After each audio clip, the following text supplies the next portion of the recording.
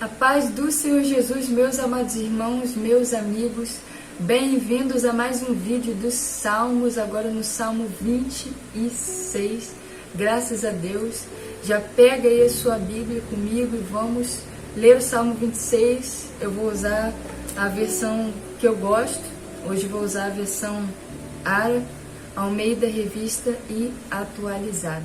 Pega a sua espada aí e vamos já começar. Salmo 26. Presta atenção no que Deus vai te falar hoje. O título do Salmo está escrito: Apelo do Justo, Salmo de Davi. Salmo 26, versículo 1. Faz-me justiça, Senhor, pois tenho andado na minha integridade e confio no Senhor sem vacilar. Examina-me, Senhor, e prova-me. Sonda-me o coração e os pensamentos, pois a tua benignidade tenho perante os olhos e tenho andado na tua verdade. Não me tenho assentado com os homens falsos e com os dissimuladores não me associo. Aborreço a súcia de malfeitores e com ímpios não me assento.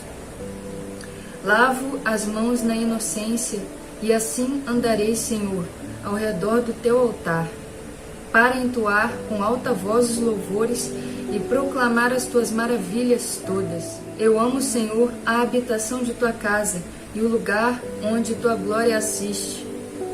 Não colhas a minha alma com a dos pecadores, nem a minha vida com a dos homens sanguinários, em cujas mãos há crimes e cuja destra está cheia de subornos. Quanto a mim, porém, ando na minha integridade. Livra-me e tem compaixão de mim. O meu pé está firme em terreno plano. Nas congregações bendirei ao Senhor. Meus irmãos, já saí correndo nesse vídeo abrindo com vocês, porque vocês sabem que eu gosto de falar muito.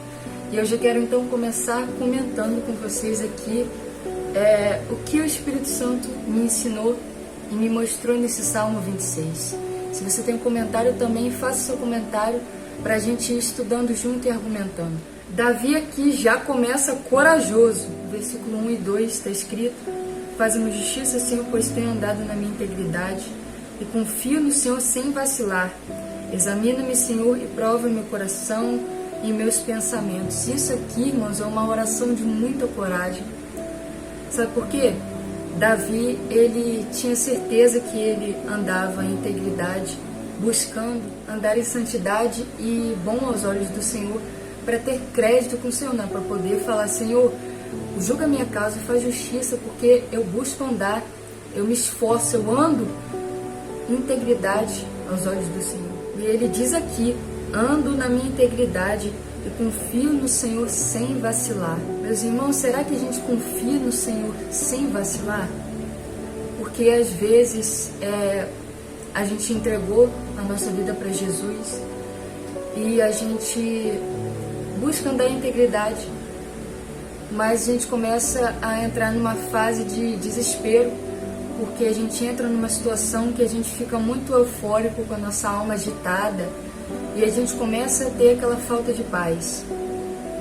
E isso é nada mais, nada menos que falta de confiança.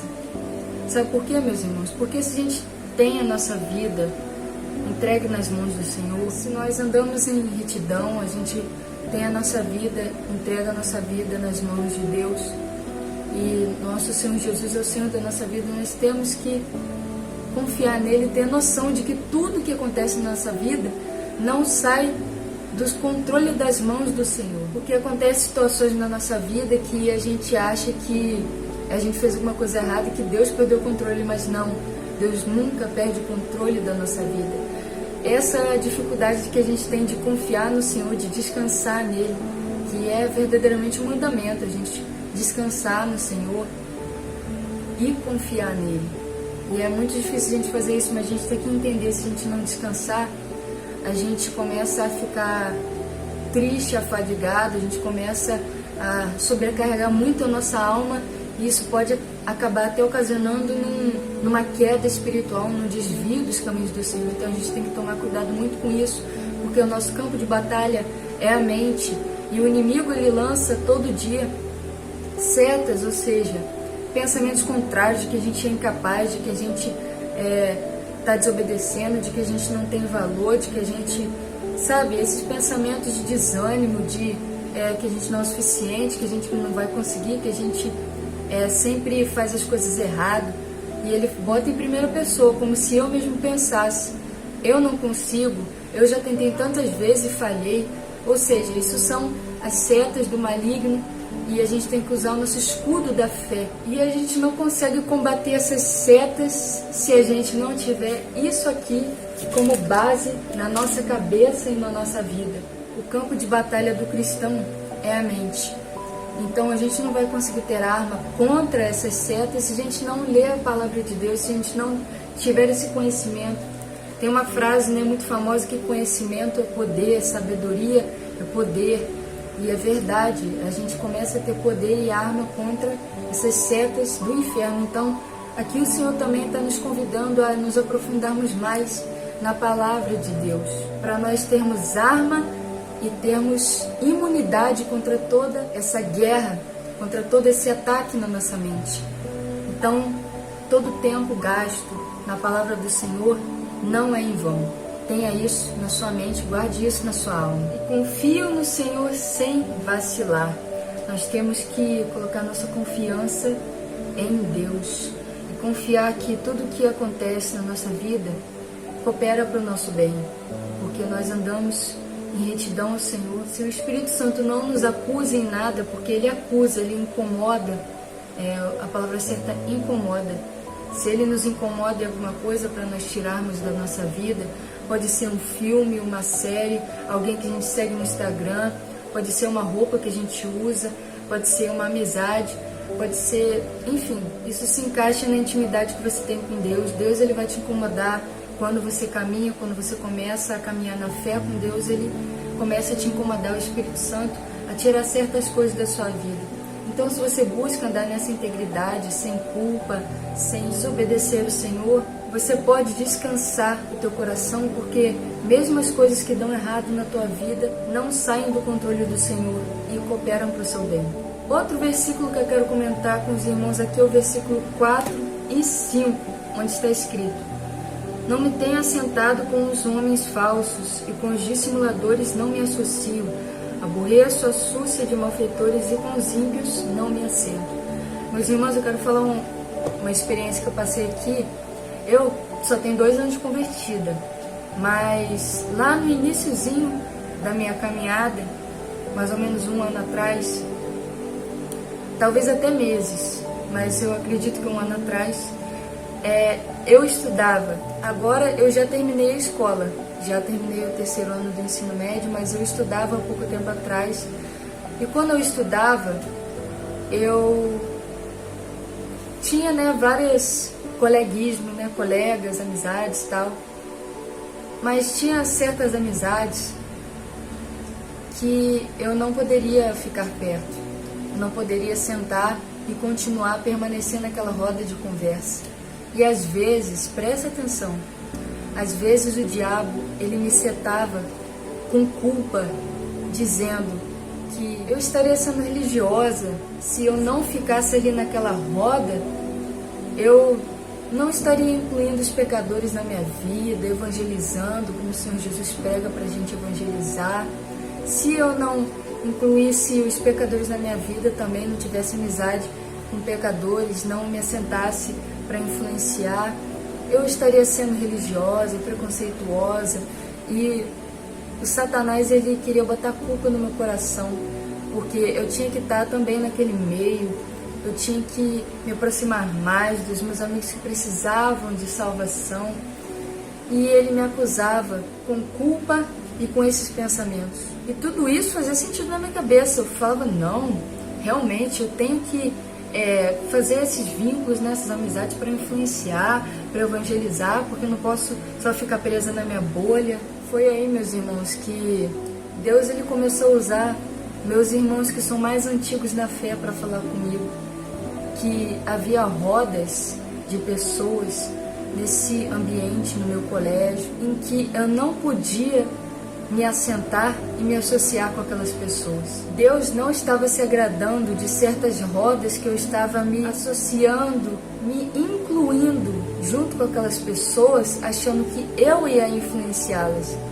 Mas na verdade, o diabo queria com que eu caísse sendo influenciada com sentimentos, com pensamentos, com trejeitos do mundo, com jeito de falar, jeito de ser, com palavras que eu não falava mais.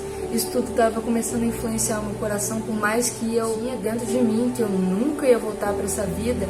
Deus não estava se agradando que eu estava começando a me integrar nesse ciclo social de pessoas que eu achava que eu tinha a obrigação de evangelizar. Então eu comecei a perceber que tudo isso, toda aquela culpa, não vinha de Deus querendo me influenciar a evangelizar meus amigos, mas sim de Satanás querendo que eu voltasse para trás e regredisse em muitos níveis que eu já tinha rompido, vencido na minha vida, na minha santidade e na minha vida com Deus. E Deus não estava se agradando. Desde então eu vigio muito na roda com que eu me assento, porque eu posso até pensar que é preconceito e tal, mas não é, irmãos. Isso é uma seta, porque a gente tem que ter sabedoria. A gente tem que ouvir a voz de Deus. Tem coisas que pra gente faz sentido, mas Deus já está vendo lá na frente. E para Ele, isso não agrada. Ele não se agrada dessas atitudes. Então nós temos sim que evangelizar, nós temos que conversar, mas não devemos permanecer. É completamente diferente Deus me incomodar, criar uma situação, uma conversa, para eu falar para uma pessoa, meu testemunho, evangelizar ela, para eu começar a falar com ela e pronto. Depois nós seguimos nossos caminhos e tal, a pessoa vê o que ela faz, Deus vai operando, né, na vida dela, e eu sigo meu caminho. Tem diferença de eu permanecer com aquela pessoa se ela não quer nada com Deus, se ela continua, né, xingando na minha frente, não me respeitando, se ela continua com piada suja, com o jeito dela pecaminoso, amando o pecado, o jeito dela de ser, decisão dela, beleza, ela no caminho dela e eu no meu caminho. É essa sabedoria que Deus ele quer dar pra gente. Então se atente com a voz de Deus com essa situação. Versículo 6. Lavo as mãos na inocência e assim andarei, Senhor, ao redor do teu altar. Meus irmãos, quando a gente vê a palavra inocência na Bíblia, em várias partes dela, não está falando da gente ser bobo, porque nesse mundo mau, nesse mundo pecaminoso, nesse mundo com piadas sujas, a inocência, ela pode parecer ser bobo, ser ignorante, ser inocente.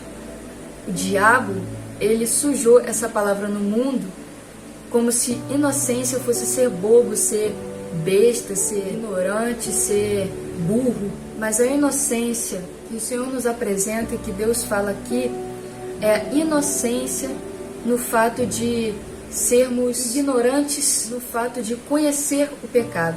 Sermos inocentes no fato de nós termos a nossa própria inteligência, nós seguimos o nosso caminho com a nossa própria sabedoria humana. Nós devemos ser inocentes de todo esse mal. Devemos ser inocentes no quesito eu não sei de nada. Eu sou completamente dependente de Deus para saber, eu sou inocente. Nós devemos declarar e confessar essa inocência a Deus. Essa é a inocência que Deus nos apresenta na palavra. A inocência, aliás, que Adão perdeu com o pecado. É essa inocência que Deus quer restaurar na humanidade. É essa inocência que nós devemos ter. A ignorância, a inocência com o pecado, com o mal e com a nossa própria sabedoria humana. Nós não sabemos de nada e dependemos do Senhor para ter o conhecimento. Nós devemos ser inocentes como crianças, como diz Jesus, né? É essa inocência que o Senhor Jesus também diz que nós devemos ter em Mateus capítulo 18. Quero ir rapidamente com os irmãos lá em Mateus capítulo 18. Mateus 18, 1 ao 4. Está escrito: naquela hora aproximaram-se de Jesus os discípulos perguntando: quem é porventura o maior no reino dos céus? E Jesus, chamando uma criança, colocou-o no meio deles e disse: em verdade vos digo que, se não vos converterdes e não vos tornardes como crianças, de modo algum entrareis no reino dos céus. Portanto, aquele que se humilhar como essa criança, esse é o maior no reino dos céus. É o que eu disse, nós nos humilharmos perante Deus, falando que nossa sabedoria é uma sabedoria corrompida, que nós não sabemos de nada, que nós dependemos do Senhor até para saber, para compreender, para ter o discernimento das coisas, como uma criança depende do seu pai. E é isso que o Senhor Jesus nos ensina a fazer. Não tome decisões na sua vida com a força do seu próprio braço, ou seja, com a força do seu próprio entendimento, com a sua própria sabedoria, como se você soubesse alguma coisa e não consultasse o Senhor. Uma atitude de rebeldia e uma atitude que te torna independente de Deus. Versículo 9, Salmo 26, de novo, gente. No versículo 9, quero comentar com os irmãos também. Não colhas a minha alma com a dos pecadores, nem a minha vida com a dos homens sanguinários. Fiquei pensando quando eu li isso aqui, irmãos, Davi estava tão confiante assim no começo do Salmo, falando, não, eu ando em integridade, eu confio no Senhor sem vacilar. Versículo 3, ele fala, tenho andado na tua verdade. Aí no 9, Davi vai falar, não colhas a minha alma com a dos pecadores, nem a minha vida com os homens sanguinários. Fiquei me perguntando, Senhor, se ele tem tanta certeza, se ele tem tanta convicção, se ele busca andar nos caminhos certos, por que ele ainda fala para o Senhor, Pai, não colha minha alma com os sanguinários? Eu achei engraçado essa parte, sabe? Foi aí que o Espírito Santo veio me ensinar que isso não contradiz a fala de Davi. Mas aqui Davi está falando, Senhor, se há algum pecado oculto na minha vida, alguma coisa que eu não sei, me ajuda. Não colhe a minha alma junto com a dos sanguinários, não colhe a minha alma junto com os malfeitores. Porque, meus irmãos, às vezes na nossa vida, a gente anda meio desatento, sabe?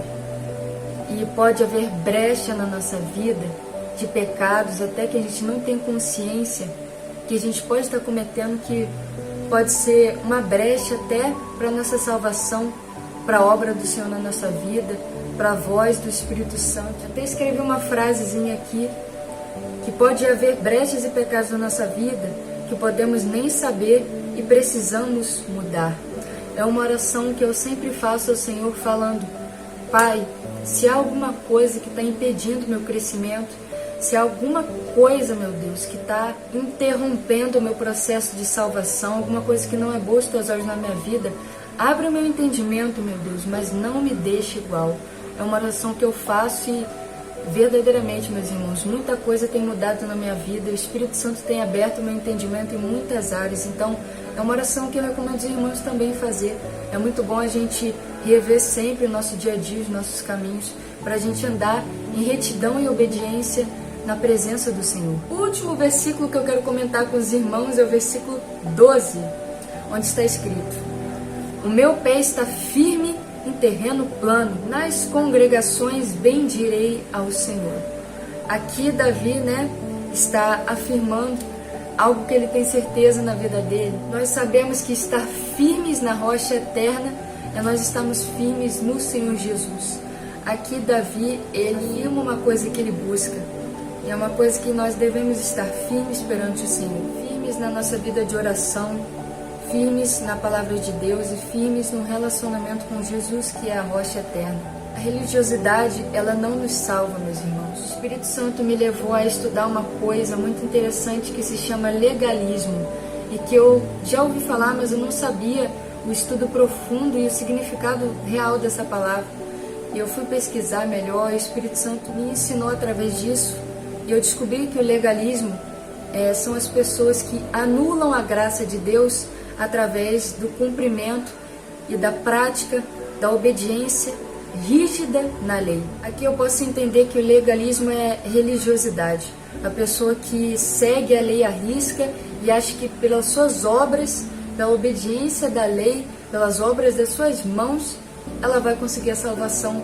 E Jesus, ele já repudiava isso nos fariseus, e ele acusava os fariseus de cometer essas práticas, o legalismo. Então não é pelas nossas obras e pela religiosidade e pela obediência automática da lei que vamos ser salvos. Meus irmãos, se nós não investirmos na oração, não investirmos em tempo com Deus, não investirmos em intimidade com o Senhor, nós estamos perdidos e não vamos conseguir alcançar a salvação como Jesus quer que nós alcancemos.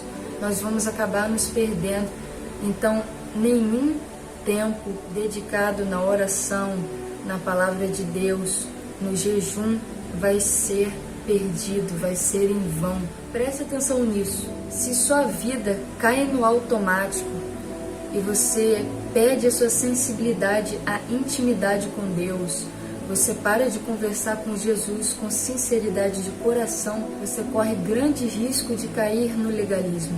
E, meus irmãos, isso é um pecado acusado por Jesus na vida dos fariseus, então devemos tomar muito cuidado para não cairmos nessa prática e mantermos um relacionamento firme com o Senhor. Deus, Ele me chamou a atenção, sabe? Eu percebi que eu não estava mais orando com sinceridade de coração na presença dele, estava começando a ser automática nas minhas palavras. Isso é muito preocupante, isso nos afasta de Deus e nós começamos a nos tornar religiosos.